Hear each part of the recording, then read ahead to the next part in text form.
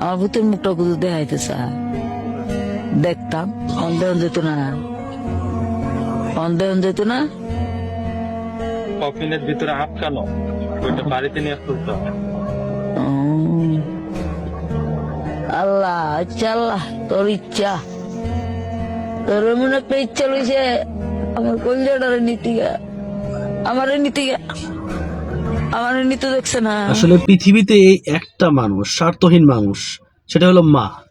মার কোনো অভিযোগ নাই সন্তানের প্রতি, যতই কষ্ট দেখ না কেন কোনো অভিযোগ সে করে না, কোনোদিন করে না।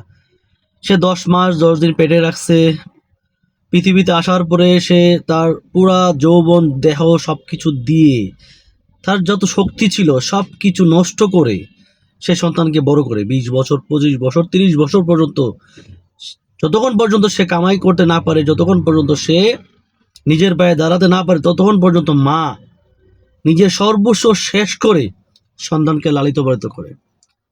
আর আমরা সেই সন্তানরা বড় হয়ে কামাই করি, কামাই করার পরে মাকে দেখি না, মার খবর নেই না, মার অসুস্থতা কি না কি কোনো কিছুই খবর নেই না।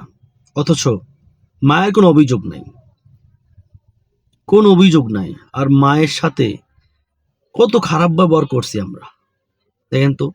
একটা সন্তানের জন্য একটা মা আসলে